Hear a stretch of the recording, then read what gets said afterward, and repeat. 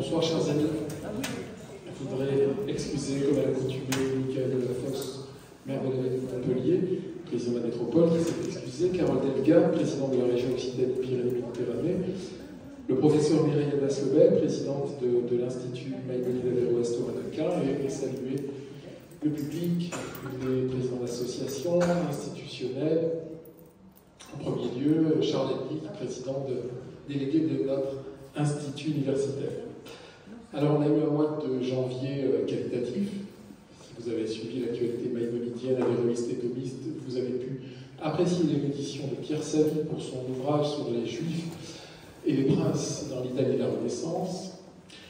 Vous avez pu vérifier la vivacité intellectuelle et la passion que met dans son ouvrage notre amie Sonia De Villers, qui est intervenue au milieu du mois de janvier, pour un ouvrage inédit sur l'histoire des Juifs de Roumanie monnayés par Ceausescu, les exportés.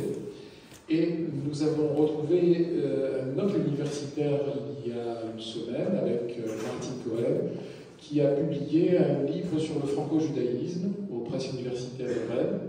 Et elle s'en est expliquée la semaine dernière sous ses voûtes augustes de la Saint-Pétrarque en compagnie de Sepharim et d'André Moutot, président de l'association Montpellier-Rennes pour un judaïsme humaniste et laïque.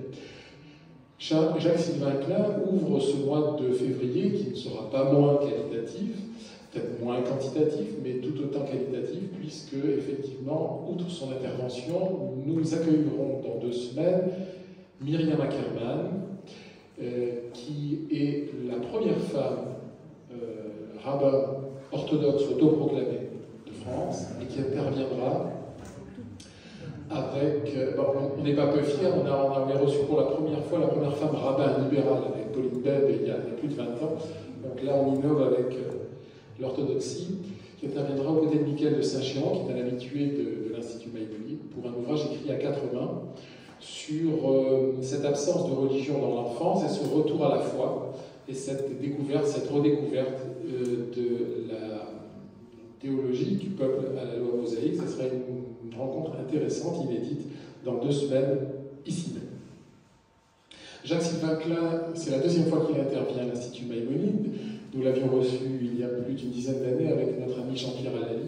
Déjà, pour parler du patrimoine hébraïque normand, rouennais, vous n'êtes pas sans savoir que la Maison Sublime, dont il va être beaucoup question ce soir, est le plus ancien vestige hébraïque français, hein, même si c'est Tsarfat, la France du Nord, et qu'ici on est plutôt en Provence-Languedoc, provincia, mais avec le mikvé, et peut-être encore plus que le mikvé de par son antériorité, c'est un bijou, effectivement, de l'art roman qui a été découvert fortuitement dans les années 60.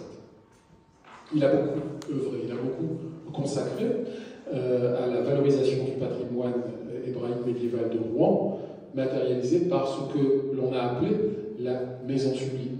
Était-ce une maison d'études? Était-ce une synagogue? Les plus grands historiens ne sont pas d'accord. En tout état de cause, c'était l'emplacement cultuel hébraïque médiéval de Rouen, considéré comme le plus ancien vestige hébraïque hexagonal.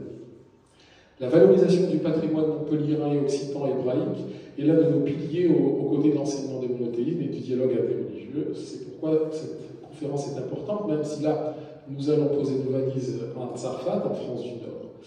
Nous souhaitons régulièrement apporter un éclairage sur les racines juives de notre pays à une époque où fleurissaient les judaïcités, les batailles midrashot, kvot, les talmud. Et c'est pour ça que la parution de l'ouvrage Présence juive en bas languedoc médiéval, qui est un ouvrage scientifique sur les différentes implantations, et je salue d'ailleurs la présence de Pierre-Joël Bernard et de Didier Blanco ici, tout autant que le hors-série Midi Libre, un ouvrage de publication de vulgarisation sur les différents vestiges occitans, de Perpignan à Nîmes, est effectivement dans l'air du temps. Depuis le fameux colloque du Musée d'art et d'histoire du judaïsme de Paris, une volonté d'effacer cette tâche aveugle et de porter un nouveau regard sur l'état des connaissances concernant la présence juive hexagonale, une présence bimillénaire, car vous n'êtes pas sans savoir qu'il n'y a pas de France sans juifs, avec la découverte dans les années 60 au plan de rencontre d'une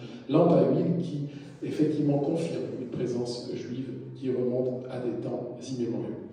Jacques-Sylvain Klein est directeur honoraire de l'Assemblée nationale, docteur en sciences de la gestion, membre de l'Académie des sciences, arts et belles-lettres de Caen. Il a été adjoint au maire de Rouen. Il est délégué de l'association La Maison Sublime de Rouen, qui, après 15 ans d'efforts, a obtenu la réouverture du plus ancien monument juif de France. Il a publié une vingtaine d'ouvrages, dont Le Royaume juif de Rouen ressuscité. Ce soir, il va nous présenter effectivement l'un des deux royaumes juifs existants, celui de Rouen, sans oublier celui de Narbonne. Narbonne, ville ancienne de la Torah. Charlemagne en personne atteste d'une royauté juive à Narbonne.